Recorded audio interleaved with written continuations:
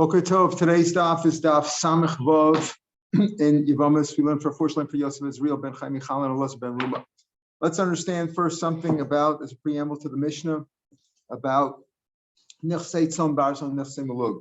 When a woman comes into a marriage, she may have many assets from her parents. She may be poor and have nothing. But if she has assets, sometimes they write those assets into the ksuba. So the ksuba, of course, is the marriage document, like call it a prenuptial, that the husband obligates himself to pay a certain amount of money if he dies and she becomes a widow, or if he divorces her.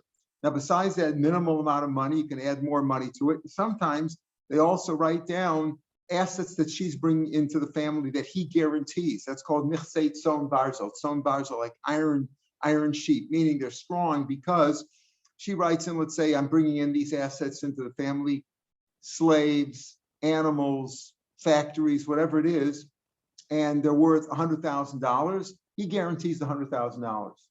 He guarantees it. And because he guarantees it, if there's any loss, he has to make it up. If there's any gain, he keeps it. The losses are his, the gains are his, because he's guaranteeing the $100,000 of value of these assets. That's called Nechsei Tzon Barzel. There's other assets that she might bring into the marriage that are not written into the ksuba at all. She just may have her own slaves, her own animals, her own fields, or she may acquire things subsequent to their marriage. She got Yerusha from some great uncle that passed away or whatever, and those assets come in, they weren't into the ksuba, they weren't around at the time that they got married. Those are called Nechsei Malug. Those belong to her. They're called Malug because Malug means like to pluck, meaning he can use them while they're married. He's entitled to them, but he's not responsible for them. And any loss or gain is hers. It's hers. He's just entitled to use them while they're married.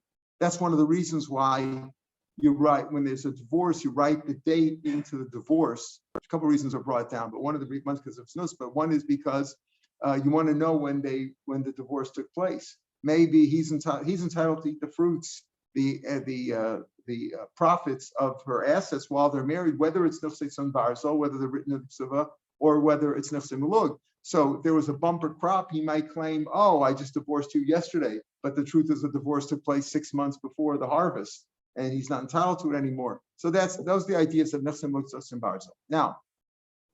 Now we've been talking about a Yevama, or marriages of a Kohen to somebody he's not supposed to get married to. So this Mishnah starts up as follows in the 7th parak. Amar l'Kohen Gadol. Can a Kohen marry an Almana? No, we cannot. There's both the mitzvah say to marry a virgin, a Pesula, and a losa say not to marry an Almana. Also, can I get married? Is it a good marriage? Yes, we don't hold like Rabbi Kiva that Kedushin is not tofes by Chai v'lav, and Kedushin is chal. She becomes a chalala. Chalala, she can't eat truma, nor can her children. The children of that union also are chalalim. They're not real kohanim. So and now let's say she brought in that she brought in some slaves. They weren't written in the ksuba, or avdei tzon barzel, or written into the ksuba, meaning where he guarantees it. Avnei malug lo yochel b'truma. They can't eat truma. The Gemara asks, why not? After all, I mean, a regular case, if a Bas Yisrael marries a Kohen and she has slaves are entitled to eat truma because he acquires them. So we'll see why. So they are not allowed to eat truma.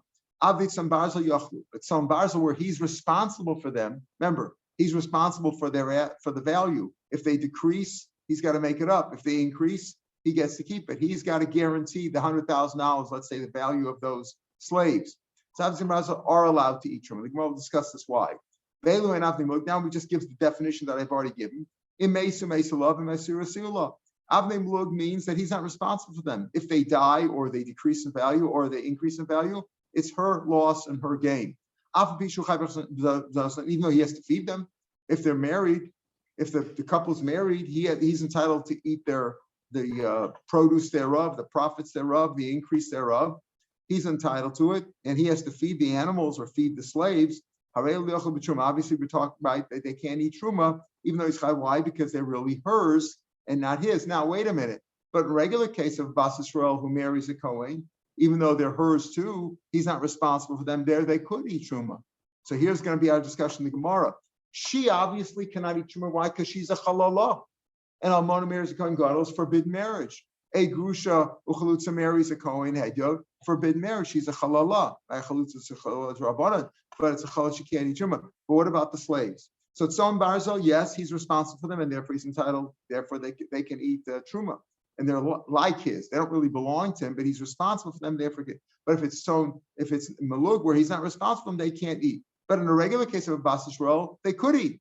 It's only because of here it's a forbidden marriage. So we'll see why. That's what Gemara is going to debate. Why can the Avadim or Nichse Malug not bring it into the Ksuba? He's not responsible for them. He just has to feed them. Why can he not give them Truma in a case where it was a forbidden marriage, even though the marriage is Chal? Now the Gemara just gives the definition we said. Since he guarantees it, he's responsible if they decrease in value or they die, whatever. And if they increase, he gets to keep it. Since he's chayiv, he's responsible for them, responsible for the assets and the value thereof. He can give them truma. Bas Yisrael, in a regular case where it's not a monocoin god, a regular Bas Yisrael,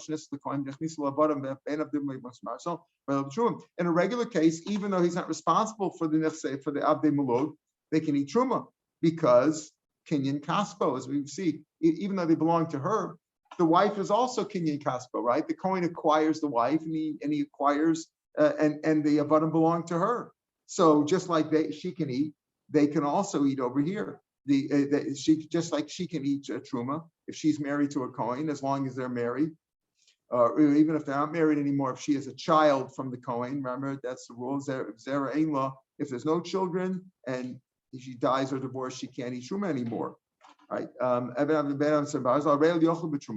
regular case, Bas Yisrael, her avadim can eat truma whether they're avdei malug or avdei sambarzel. Well, Bas Kohen Shnis Yisrael, the opposite is true also. A Bas Kohen can eat truma in her father's house, right? She's the daughter of a Kohen. She marries Yisrael, she can't eat truma anymore, right? And she had a avadim. Let's say a Bas Kohen married Yisrael, and she had a avadim, whether they're written into the Ksubot Sambarzel Malug. Because now she belongs to a Yisrael, and the Avadim also effectively belong to the Yisrael. The Tzom Barzel really are like he's responsible for them, and the Avnei Malug belong to her, and she can't eat Truma anymore. If her husband dies or divorces her and there's no children, then she can go back to her father's house. However, in this case, Almana Kohen Gadol, Kohen Hedyo, even if she's a Bas Kohen, she becomes a Chalola now by marrying him. And therefore, she can never eat truma again, period, forever and ever, whether she's a Bas Kohen or not, right? She can't eat truma from her husband because she's a halala. And if, let's say, her husband divorces her subsequently, right? Oh, I didn't know that you can't marry, he's a Kohen, didn't know he can't marry a Grusha. Now he divorces her. She's still a halala, and she can't go and eat truma, even if her father was a Kohen. But she gets yeah, if he divorces her, she would get the ksuba. So that's what we're discussing. That she get the ksuba where it was a forbidden marriage. So again, if it's a oraisa, if ksuba is the oraisa, she's entitled to it. If there's machlok to it, ksuba is the oraisa or rabbanan. It could be it's dependent on that. In other words, the rabbanan could be invalidating the ksuba. She may not get a ksuba. Why? Because Rabbanan wanted to divorce her. One of the purposes of the ksuba, if ksuba is Rabbanan, the reason why the rabbis entered the ksuba, so he should think twice before divorcing her. Here, the rabbis wanted to divorce, so she forfeits her ksuba. You understand? Because even though the marriage is a marriage, she needs to get, but she wouldn't necessarily get the ksuba. That's how we'll discuss more of that later on. It says more of Avdei Malug lo yochel b'truma. Why can't the Avdei Malug eat truma? Amai. After all, he owns her, right? The Kohen acquired this woman, and she owns the animals. Amai lavi kinyana. Why isn't it like his kinyan? Shekana kinyan. Why isn't it like his kinyan acquired another kinyan? What do we mean by that? As we'll see in a minute. If a Kohen acquires an eved, and then eved, he says, okay, keep this money for yourself, and it doesn't belong to me. You could use it. And then eved buys another eved, they can all eat truma. So why couldn't the over also when he marries this woman, even though he's not supposed to, and she's a halala? No question, she can't eat truma herself. She's a halala, but she is his acquisition. And when she has other avadim that she's acquired or her family's acquired, her father gave it to her, whatever, they should also be able to eat truma. It's like his kinyan that acquired another kinyan. How do we know if I'm going married a woman? And he acquired a woman. How do we know they can eat truma? The pasuk says, we had this pasuk last week's parasha. Kohen ki yikne nefesh. If a Kohen buys a soul, kinyan kaspo, those words kinyan kaspo are extras. We're going to darshan them in a minute. Who yochel bo? You can eat truma. So how do we know if the wife of the Kohen, if she bought the avodim, right? Or her slaves bought other slaves, they could all eat shechel chumash nemar. But Kohen kiyik nefesh kinyan kaspo. Rashi explains that the words kinyan kaspo are extra. The kinyan kaspo kroy yaseir dashin lahachi asa. Lahachi mashma says Rashi. Kohen kiyikne kinyan, if he acquires a Kohen kiyikne kinyan kaspo, if his kinyan kaspo acquires another nefesh, she'avado yikne eved, right? She'avado yikne eved hu yochel bo. So again, the question over here is, the Kohen acquired the wife, and the wife acquired the avodim, so they should be able to eat. They're not halalim. You become a halal through a forbidden sexual thing. You don't become a halal by being an eved. An eved's not a halal. He's an eved anyway. He's not, can't be a halal. He's a zor anyway. But if he's acquired by a Kohen, he can eat truma. So over here, whether he's acquired to the Kohen or the Kohen's asset, his wife, who's his kinyan, his acquisition, buys an eved, she should be able to eat also. But Kohen kinyan kaspo, kinyan ocho. So the question over here is, we understand the woman is a halala because she's not supposed to be married to this Kohen. But why can't her eved eat truma? Don't forget, if she's a regular Bas Yisrael, she's not an almana or a grusha, and she marries a Kohen or Kohen gadol, whatever, and it was a permissible marriage, right? So her slaves, even though they're nisim malug, they're not written into the ksubah, they belong to her. He's not responsible for them at all. They could still eat truma. So why over here not? The answer says Gemara. So we have three answers. Only a person who can eat themselves can give the right to eat to somebody else. Since she cannot eat herself because she's a halala, she can't give the right to her assets, to her avodim. Whoever can eat themselves, machil, can cause others, can confer the rights of eating to somebody else. Can't eat machil. Says Gemara, is that really the case? Very oral. What about a Kohen who's an oral? A Kohen was uncircumcised for whatever reason. His brothers died, whatever. He wasn't circumcised. Okay, he's a Kohen, but he can't eat truma. Says very oral. Or other people who are tamei.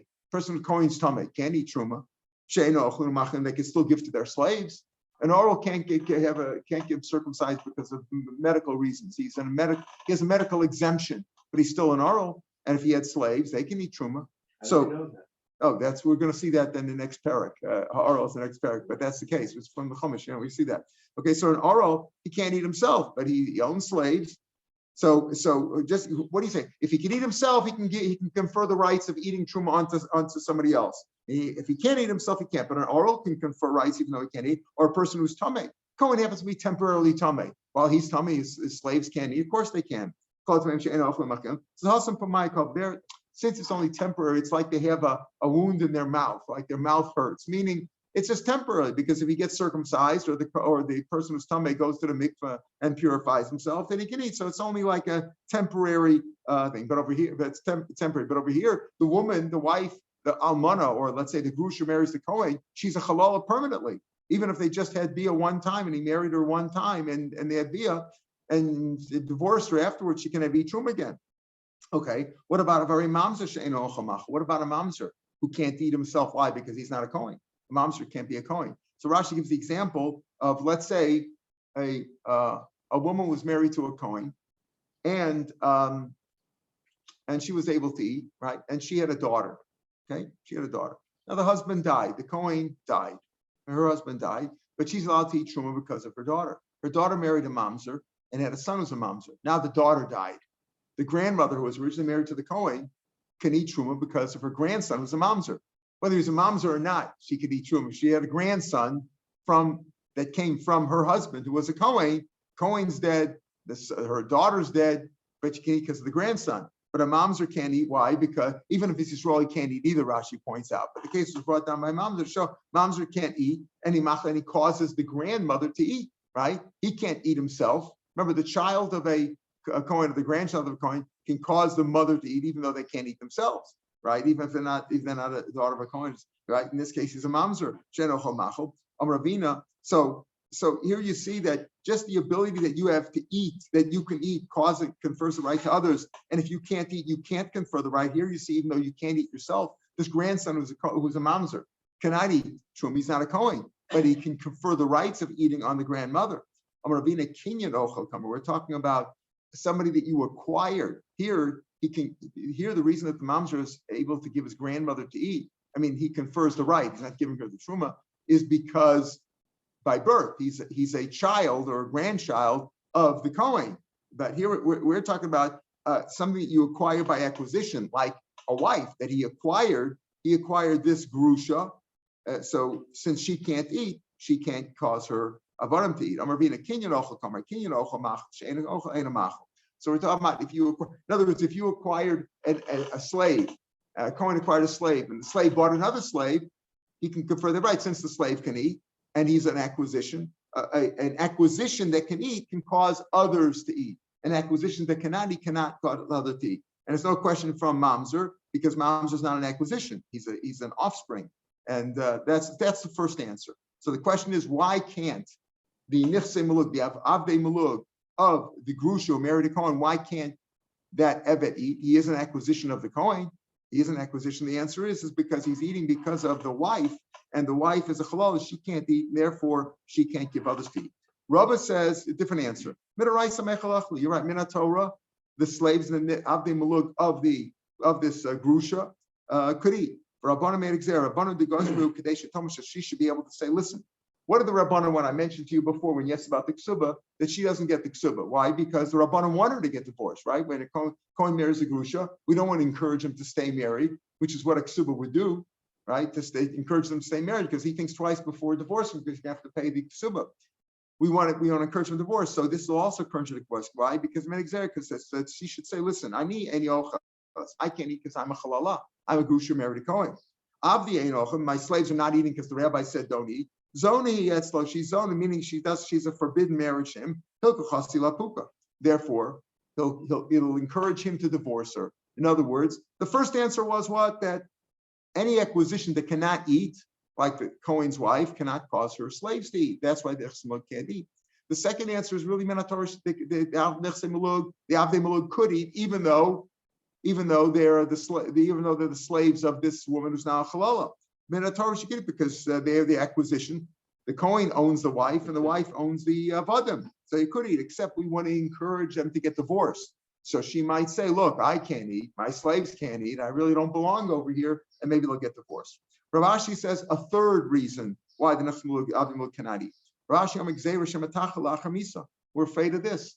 This is fine while she's married to the Kohen, right? That her could eat. In other words, it's also Xera. It's all midaraisa they could eat. But we're afraid maybe after the husband dies, she'll still give truma to the Muslim, and then she won't be able to because she's a halala. Says the Gemara, so that's the case also. A Bas Yisrael who's married to a Kohen who can normally eat, she can eat truma. She shouldn't give her slaves. Why? Because after the husband dies, and if there's no children, she's not entitled to give truma to the slaves. So why don't you say there also that her slaves shouldn't eat truma? And we don't say that. El Marashi, a different reason. We're speaking about here that we're talking about Almana. This Almana who marries, let's say, a Kohen Gadol, not supposed to be married. She herself was a Kohanis. She was a daughter of a Kohen. The Asi Larui, because she will come to be Mora Heter. She'll come to find the permissibility for her slaves to eat even after the husband dies or divorces her. Why? That's what she'll say, Mikara Achli Betruma Dmeinasha. Originally, my slaves ate in my father's house. I'm a Bas Kohen. Originally, my slaves could eat when I was at home with my father, right? In Sabale, when I married this guy, this Kohen, married this guy, Achli B'Truma the Gavoy. Now they're eating if we would allow the Nichse Malug of the Amana married to a Kohen Gadol to eat Truma, just say, listen, before I was married, my slaves ate my father's Truma. I'm a Bas Kohen. When I got married to this Kohen over here, to the Kohen Gadol, they're eating because they're eating for my husband's Truma. Now that my husband's divorced or died, I'll go back. I'll go back and eat my father's house. She won't know she was originally she wasn't a challah. When she was in her father's house, she can give her slaves because she wasn't a challah. She was a Bas Kohen. But now, once she married the Kohen Gadol against prohibitively, she wasn't supposed to, and she married him anyway. She's a halala, and she can't give her slaves to eat, even though her husband died and she went back to her father's house. She's a halala, she can't eat anymore. So we're afraid that she's going to be moraheta, and therefore we say when she marries a Kohen Gadol or a Grusha marrying a Kohen, the Mesmul cannot eat at all. It says more Tenach Amana's Kohen. That's only if the Amana is a Kohanis, right? Amana Bas Yisrael, Michael Amir. Bas Yisrael, she didn't eat Truma before, right? She was a Bas Yisrael. So she didn't give her slaves to eat before. So what are you going to say there? This answer Rav Ashi is giving is only if she's a Bas Kohen, so she'll say, oh, Before I got married, they ate my father's house, truma. Now they're eating my husband's house, if you would allow that. And now after the husband dies or divorces her, she's going to go back to her father's house and say, well, they ate before, they can eat now too. That's only by it, and we don't want her to say that. So we say that if someone can't eat even while they're married to the Kohen Gadol, even though Minatori they could. But if she's a Bas Yisrael, there's no such argument. The Rabbanan didn't make a difference. Once they say that Almona can't marry a Kohen, if Almona marries a Kohen Gadol, her Avdei Muluk cannot eat Truma because of this concern that she's going to go back. So we make a rule of all Almonas. That's the rule. So therefore, according to two answers, it's the Rabbanan. According to the first answer, it's even a Daraisa, that if an Almona marries a Kohen Gadol or a Grusha Chutz marries a Kohen Hedyo, her slaves, Nechse Mulug, her Avdei Mulug, cannot eat Truma. Itmar. If a woman, when she got married, she brought in some appraised assets into the ksuba. Now, what does that mean? That means that he's responsible for them. If they increase, he can keep the increase. If they decrease, he's got to make it up. They're worth $100,000. He's got to make sure he's giving back the assets worth $100,000. But let's say when he divorces her, or if he dies when she's dealing with his children, she says, I want the asset itself back. And he says, no, I'm only responsible for the $100,000. I'll give you the cash. So what is it? What's the deal here? She brought in some assets. She brought in a painting worth $100,000, let's say. Okay. And he wrote it into the ksuba. That means he's responsible. If the painting got decreased in value because of the dollar, the shekel change or something like that, he's got to make up the difference. Okay. If it was damaged or decreased in value, he put it into the ksuba. That means it was an appraised asset. It was appraised for $100,000. Now he, let's say, divorces her. So she says, I want the painting back. And he says, I'll give you the $100,000. It's worth the same $100,000. It hasn't changed in value. Does he have to give back the asset, or can he give the money? So we have machlokas itmar. 2 lines from the bottom of the page. She brought in an appraised asset into the marriage and wrote it into the ksuba. He's responsible for it. Okay. Usually we're talking about land or slaves, or just give an example with a painting. He omeras klianitos. I want my vessel back. I want my asset back. Right. No, I'm responsible for the money. I'll give you the cash. Hadinami, in whose judgment do we favor? Hadinami. So the machlok is Rav Yehuda Omer Hadinima. The claim is with her. She has the valid claim, right? We favor her in the claim. It was her asset, right?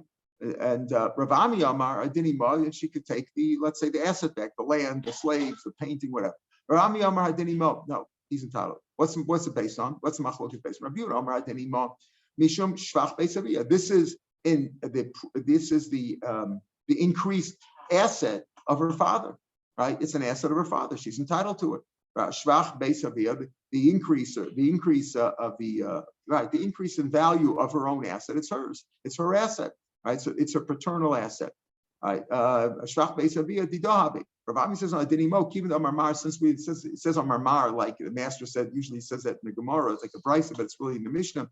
Even though Marmar in Mesu Mesulo Masir Sirulo, when we talked about Nichsei Tzom Barzol written into the Ksuba, if it dies or decreases, he's responsible for it. And Masir, he keeps he's responsible for the $100,000. If it increases, he gets to keep that. If it decreases, he has to make up the $100,000. Hoel b'chayv, since he's responsible, they can eat the truma. Right, and therefore, right, we said they can eat it. Therefore, it's like his. Some of the gears over here that he actually says it's it's his, and therefore he can keep the asset and just return the money that he's responsible for.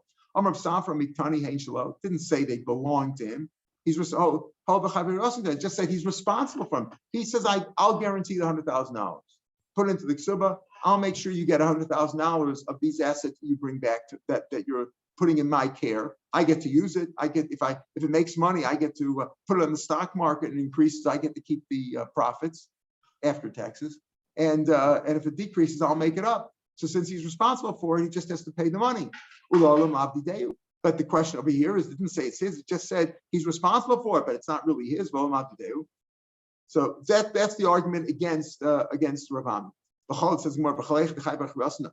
Just wait. If a Kohen is responsible for them, just because he's responsible for them, do you say that they get to eat the assets are able to eat truma? But Tom, you learn what about this case? Yisrael should suffer part of Kohen. A Kohen owned a cow, and Yisrael rented it from him. Even though it's in the Yisrael's reshus right now, he rented it. He can give it the vegetables or grains or legumes, whatever, of truma because it belongs to the Kohen.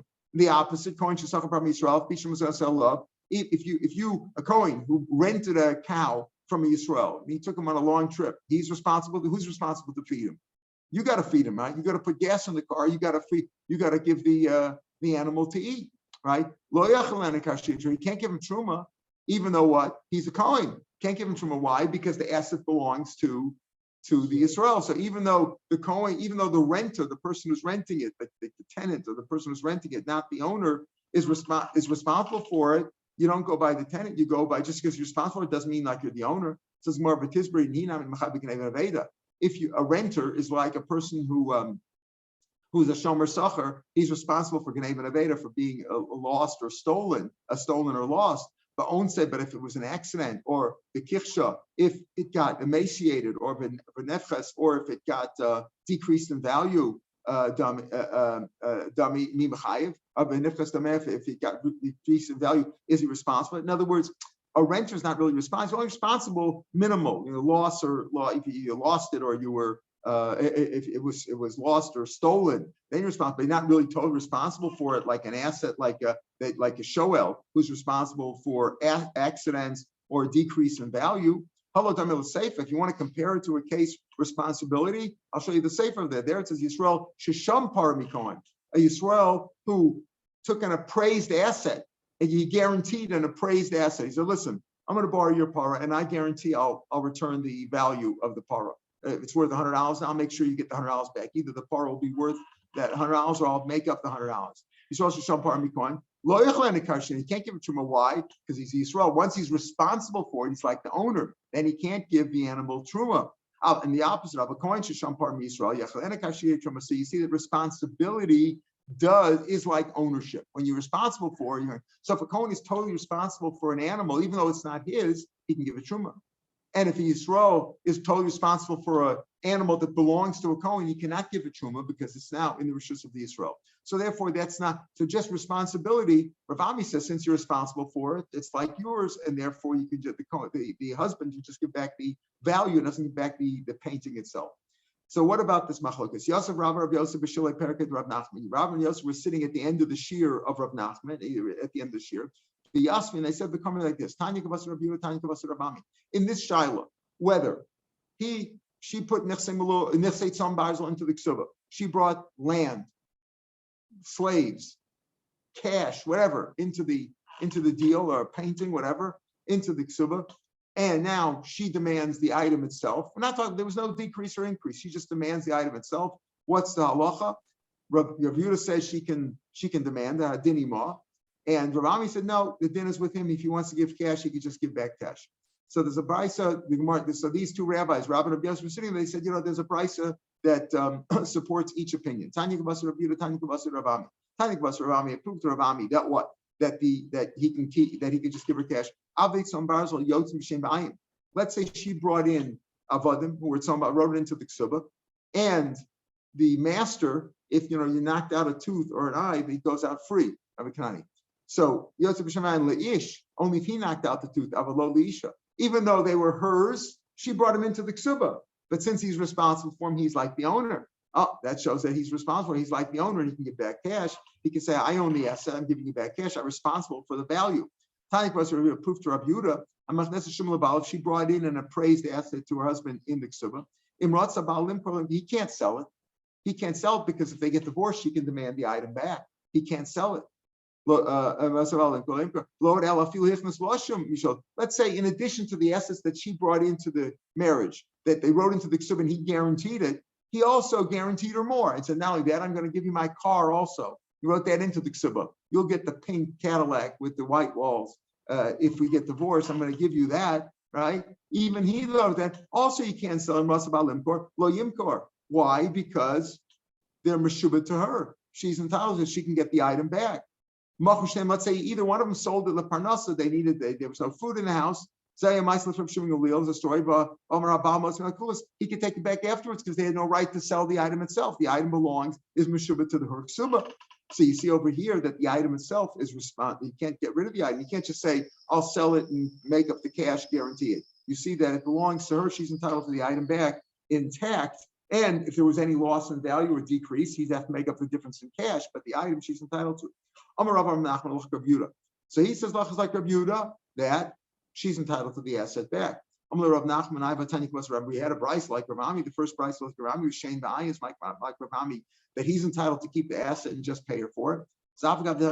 Even as a price like him, Rav Ami, right? Mustafa time Rav Yehuda, Rav Yehuda's logic is more because the fact is this is an asset. This is an asset. It's a paternal asset. She brought it into the marriage. They wrote it into the ksub, and he guaranteed it. But the asset really is hers. It came from her father's house. A story. A woman brought into the marriage a very fancy, a fine woolen robe. They put it into the ksub. Shachav, he died. Now, he died. She should get back the asset, right? Shakul Yisam, the Yisomim took it. Uparsua amesa, they spread it over the dead body. It was like a shroud, right? Like tachrichem, put over there. Amar Avakanya Mesa. The rule is that like Mace Konis Makomo, if you bury him, he acquires the spot. He acquires any. Those are also sham megla rufa that v'yam shamiriam and rufa that a mess is also b'hanah, and whatever the mess has, it's his. It's the mess. It belongs to the mess. He can't take it away. Amalei nanai. That's his name, Braid Rav Yosef, Braid Rava. The Rav Khan of Amar Rava, but Rava said, Amar Rav Nachman, Halach Rav Yehuda, that the asset belongs to her. So she brought this asset into the marriage, she brought it into the ksuba, he's responsible for it, and now the Yisomim used it as a shroud.